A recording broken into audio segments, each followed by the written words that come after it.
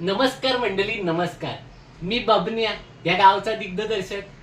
मागच्या टायमाला काय झाला आठवला. मागच्या टायमाला काय झालं, बाबू शेठकडे जाऊन 2 बाटल्या माडी मारला आणि जो स्टेजवर गेलो, एकच प्यालाचा जो प्रयोग केला, त्यानंतर गाववाल्याने ठरवलं की आता बबन्याला करणार दिग्दर्शक. अरे वाचताय काय, काहीतरी वाचताय, मोबाईल वाचताय. मेली वसाडी माझी बायको फोन करते. पण तुम्हाला म्हणून एक सांगतो, मोबाईल जर खिशात वाजला ना तर असं वाटतं आतून उंदीर पलतात, उंदीर. ही वसाडी बायको आहे ना आमची, हिला काही कौतिकच नाही. नवरा एवढा मोठा दिग्दर्शक झालाय, त्याचं हिला काही कौतिकच नाही. तुम्हाला म्हणून सांगतो, गावात जेव्हा पण फिरतो ना तेव्हा सगळी लोक मला बोलतात, अरे बापनिया, पोरगी सोबत फिरायचं असतो, जेसीबी सोबत काय फिरतोयस. अहो काय सांगू तुम्हाला, माझी बायको काय घोरते. अहो अशी घोरते ना की आमच्या पार गावच्या वेशीपर्यंत आवाज जातो. मेली वसाडी कुठली.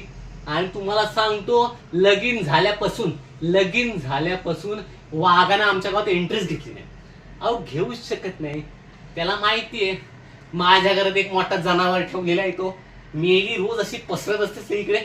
अहो मी काय उगाच बारीक नाही. ही मेली वसाडी रोज माझ्या अंगावर रोलर सारखी जाते. म्हणून मी बारीक, पण आतून लई एनर्जी ना माझ्यामध्ये, म्हणून तर मला केलाय ना दिग्दर्शक. बघूया ही बायको काय म्हणते. हॅलो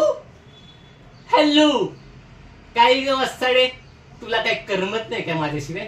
तुझा नवरा एवढा झालाय मोठा दिग्दर्शक, त्याची काही तुला पडलेली नाही काय? येली काम बोल. काय वरवंटा हरवलाय? मग मी काय तिकडे वरवंटा म्हणून येऊ? हा, तूच पसर ना अशी वरवंट्यासारखी, रात्री कशी पसरते तशी. मेली जाऊ. ठेव पण, आलो लगेच. पहिले साला घरी जातो आणि घरचा काय तो नाटक आहे ना तो नीट करतो, आणि मग ही गावची नाटकं बसवतो. मेली वसाडी, आज नाही बायकोची वेल्डिंग करून टाकली ना एकदम ओके मध्ये, तर नावाचा बबन्या नाही मी.